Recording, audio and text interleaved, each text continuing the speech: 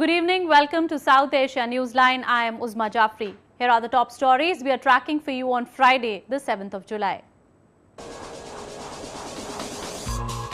G20 leaders hold first working session on combating terrorism.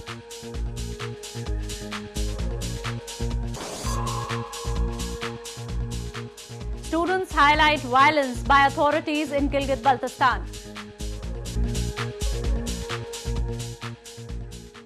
And now for all the details.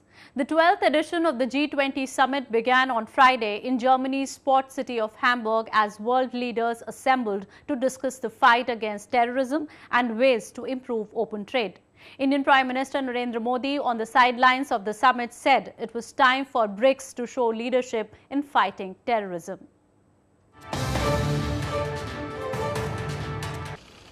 German Chancellor Angela Merkel welcomed the leaders of the G20 summit for a first working session in Hamburg city on Friday. The first session focused on combating terrorism, global economy and climate.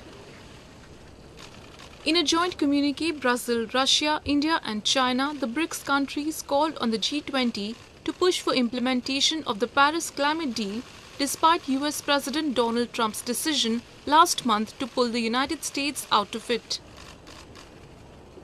At the informal meeting of BRICS countries, Indian Prime Minister Narendra Modi called on G20 nations to work together to combat the continuing threat of terrorism.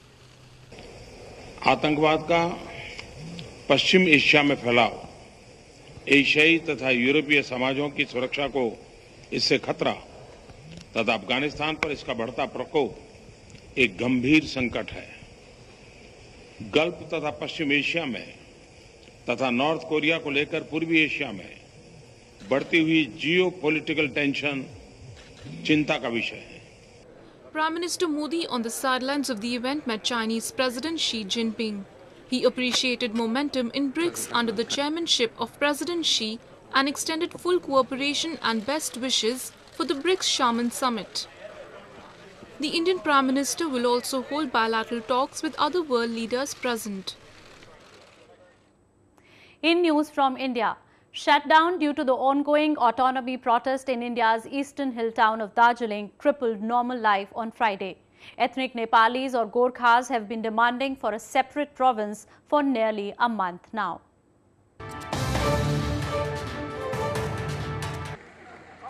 Normal life was affected in India's eastern hill town of Darjeeling as ethnic Nepalis or Gorkhas spearheading a protest for separate province continued their indefinite strike on Friday.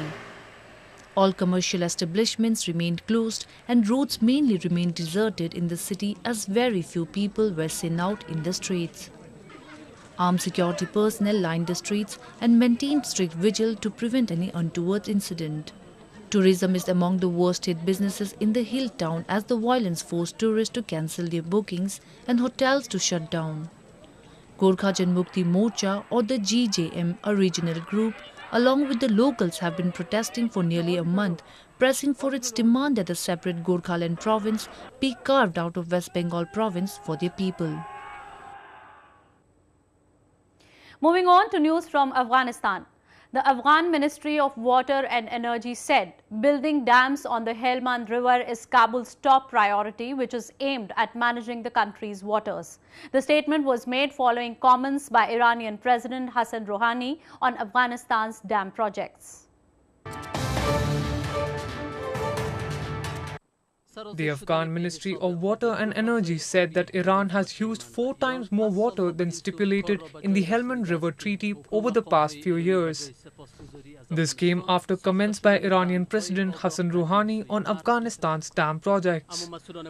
According to Article 5 of the Helmand River Treaty signed between Afghanistan and Iran in 1973, Iran shall make no claim to the water from the Helmand River in excess of the amount specified in this treaty. ساختن بندها میتونیم که قدرت کنترل آبها رو در داخل افغانستان داشته باشیم. Iran is one of Afghanistan's neighbors which receives much water from 2 water zones, Helmand and Hare Road. The scale of water resources in Afghanistan on an average basis is estimated up to 70 billion cubic meters annually. But 80% of these waters are flowing to Iran, Pakistan and other neighboring nations in the Central Asian countries. Meanwhile, students in Gilgit Baltistan raised their voice against violence and abuse inflicted on them by children of Pakistani bureaucrats. The students claim that they have been wrongly framed for instigating violence.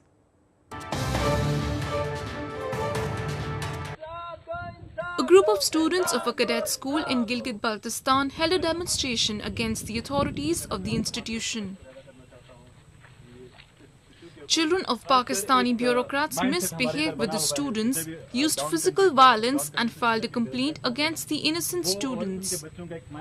The students alleged that this was not the first instance and that they have been the target of such events in the past as well. Mindset हमारे इधर बना हुआ है जितने भी down country से जितने भी डेवलपर्स आते हैं वो और उनके बच्चों का एक माइंडसेट बना होता है कि यहाँ के लोगों को दबा के रखा जाए इनके ऊपर अपना दोंस और डांडी दोंस जमाने की कोशिश की जाती है तो हम इस माइंडसेट के खिलाफ हैं.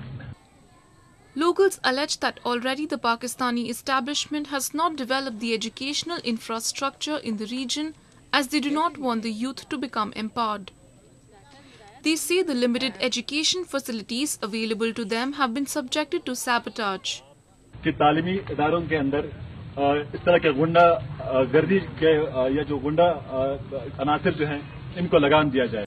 In the past, the youth of the region have raised their voice against corruption and bribery practiced in Gilgit Baltistan.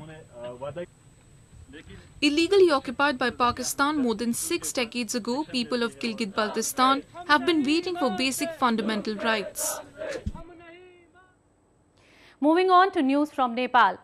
Tourists in Nepal got their hands dirty, quite literally, as part of the rice planting festival. The event takes place annually and marks the beginning of the crop cultivation in the Himalayan nation.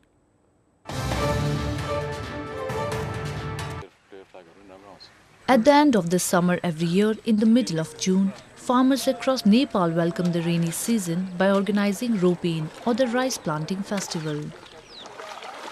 During this festival, farmers all over Nepal go to their rice fields and plant rice saplings. They celebrate by singing, dancing and splashing mud on each other. The celebrations are followed by feasting on local food and some homemade brew. I love that you see how locals actually make a living, how tough that is, what they do every day, and they do it for hours, and we only did like an hour. And at the same time, it was great fun because we're playing rugby in the mud and obviously being tourists and being silly. You know, this is really fantastic. This is fantastic. Even to plant rice, you also feel like kind of meditation. You know, like very peaceful and very like meditation. After this dirty party, this is full of joy. Nepal relies heavily on agriculture and rice is one of the most important commodities in the country. According to the Food and Agriculture Organization of the United Nations, rice contributes approximately 1/4 of the GDP. The festival gives an opportunity to domestic tour operators to organize various events for tourists during what is considered an off-season in Nepal. Moving on.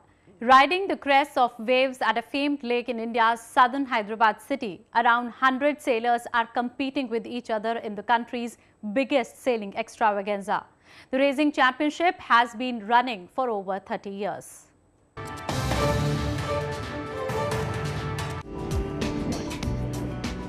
Nearly 100 sailors from across India have converged at Hussain Sagar Lake in India's southern Hyderabad city to take part in a 6-day-long racing championship.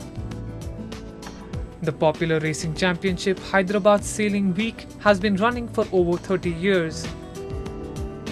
It is the only Olympic-class event in the country. This year, the championship began on July 3rd and will conclude on July 8th. The conditions in Hussain Sagar during this period, in the monsoon period, are enviable in terms of the fact that most of the rest of the country shut shop. Places like Chennai don't have much of a wind during this period, whereas places like Bombay have too much of wind. So Hyderabad is where the whole world congregates and comes together and starts sailing here. Competitions will be held in 8 different categories, 3 in the senior class and 5 in Olympic class. Despite being considered as a sport at the international level, yacht sailing in India is still at its nascent stage. A teenager from Bollywood's heartland Mumbai city is becoming closer to fulfilling his dream of becoming a professional ballet dancer. He has now been accepted into a prestigious school in New York.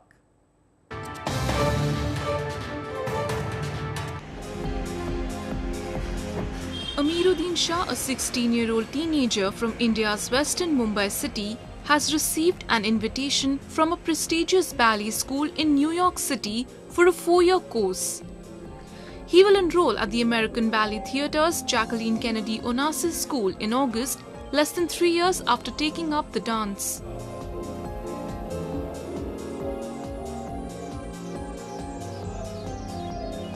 मैं पहले organ में था 3 months के लिए मेरे को वहाँ पे स्कॉलरशिप मिली थी ऑर्गन बैल थिएटर में सो रिसेंटली मैं अभी लैंड हुआ हूँ मुंबई में सो सर ने मेरा ऑडिशन वीडियो भेजा अमेरिकन बैल थिएटर में सो उन लोग ने मुझे एक्सेप्टेड कर लिया अपने स्कूल के लिए And it's all because of a video clip.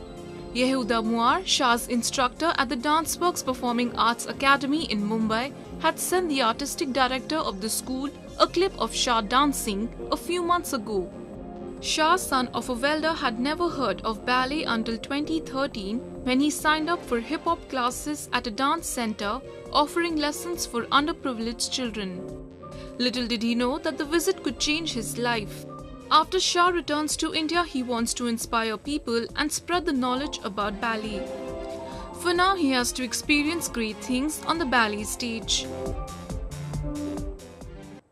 Well, that's all we have from South Asia this evening. Now our viewers can watch the show on southasianewsline.com. You can also visit us on facebook.com/SAsiaNewsline and follow us on Twitter @SAsiaNewsline. That's all in tonight's edition. We will see you same time next week. Have a great weekend. Good night.